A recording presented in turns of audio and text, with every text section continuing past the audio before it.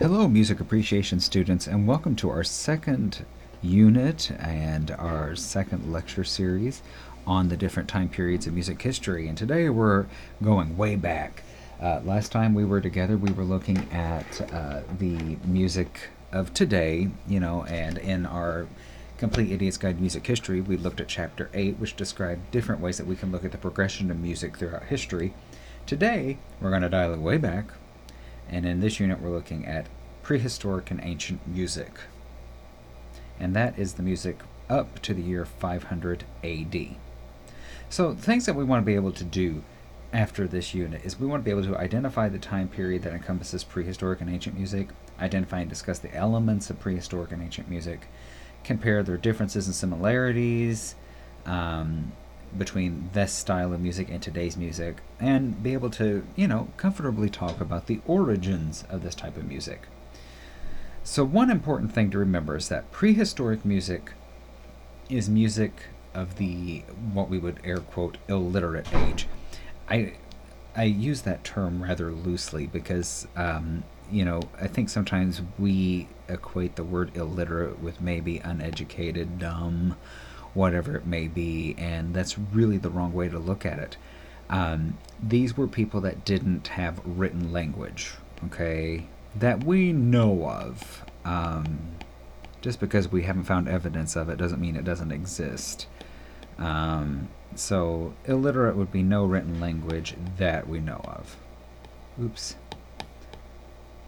So most of this music would have been oral tradition, meaning passed down by mouth and by hearing, which we still do that to an extent. None of you, I would imagine, have seen the music to Happy Birthday, but we all know the song Happy Birthday because it's passed down by oral tradition. And then, so prehistoric music would be that type of music, and then once literacy enters and written language and written codes and all that comes into existence, then it becomes ancient music. Okay, so prehistoric, no written language, considered illiterate. Ancient music, written language, considered literate. All right, so look at this timeline here. Now we're dialing way back, but around the year 4000 BC, we know that harps and flutes exist in Egypt. They were probably there beforehand, but we have evidence to show that they were there. Around 3500 BC, lyres and double clarinets enter Egypt, and you can see those in the hieroglyphs. I think it's the most amazing form of art there. Happening in the east, around 3000 BC, the Chinese developed bamboo pipes. In 2500, they developed their five-tone scale. And that five-tone scale is we call that pentatonic. And it's very common really around the world now. It's amazing. Around 2000, we get trumpets in Denmark. 1500, harps become more prevalent in Egypt. That's I don't know where that word came from, but I will fix that. Around 1000, professional musicians are in Israel performing, but we know they existed beforehand as well. The year 800, we get 5 and 7 tone scales in Babylon. In 700 BC, the strophic form is introduced in Greece. 600, Pythagoras discovers the octave. In 600 BC, we get our modes. And around the year 340 BC, Aristotle creates music theory. Aristotle, he's a very impressive guy. So, the earliest complete song that we know of, and this could change at any moment, is this Sikolos epitaph. And if you're familiar with an epitaph, it's kind of this story, poem, tribute that is written on a gravestone to somebody. And so they found this Greek grave with this epitaph on it, and the epitaph was a song. Okay? And so we can hear this song. You can go on YouTube and find a link for it, and I will actually have a link to this song in the unit folder for you. But it's a really interesting tune. It sounds a little out of tune, but in tune. It's not what we're used to hearing, but I find it really intriguing and kind of pulls you in, because it's that link to the past. We can hear what somebody else hears.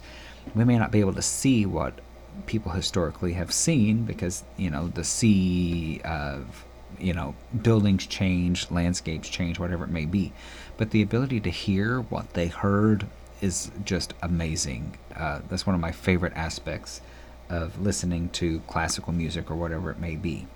So this is widely considered the earliest complete song, but certainly not the earliest song that we know of. So when we talk about development of music, it goes from being this very rhythmic, communicative sort of art, not really an art, maybe even survivalist, religious, into very much about religion and entertainment. And I've broken up here this little thing so that you can see, like, communication is the bridge between the prehistoric and the ancient. Imitation and human movement and rhythm are the prehistoric. Religion and entertainment take us into the ancient world. Communication bridges the two. So this is our bridge area.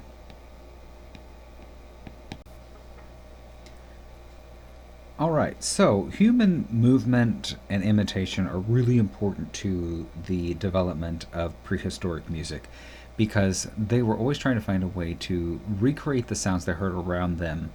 And human movement is just an intrinsic part of who we are. We move in rhythmic patterns. So, if they were trying to walk faster, they would beat a faster rhythm, or if they were trying to incite energy, it would be faster, or trying to get somebody to go to sleep, it'd be slower, whatever it may be. That's an intrinsic part of human nature. But then we also, for hunting, for survival, for gathering, you think about modern bird calls, like people have duck calls. Well, what's a duck call? It's an instrument. It's a musical instrument made to mimic the sound of a duck. So we were trying to create instruments. Flutes could imitate the sound of a bird. And at some point they decided to take it from sort of that hunter-gatherer sort of perspective and put it into more of a entertainment, edification way. Communication, it's always important that we communicate with one another. Music offers a great way to do it. So if you think about something as innocuous as when you go yoo-hoo to a friend or whatever, you may not think of that as music, but it technically is. There's melody even in the way you speak, but that yoo-hoo definitely has a lot of melodic content to it. It's got two distinct pitches. But then we get into the ancient world, where we're using that to deliver messages. So we're using that to deliver our thoughts, poems, whatever it may be. Religion, of course, in the ancient world and today plays a big role in what people do, and the role of the church in music is, something that we cannot ignore. And then entertainment as well. We like to be entertained. But notice that religion and entertainment really enter the fold once we have bridged from prehistoric world into the ancient world. So for today's lecture, for this first part of the lecture, I don't know how many parts there will be until I get into this a little bit more, but this will end the first part of our lecture. When we resume, we will start talking about the next portion here, which is proof that this music exists. So make sure that you watch all of the videos over this slideshow, and if you have any questions, shoot me an email. Have a great one. Bye.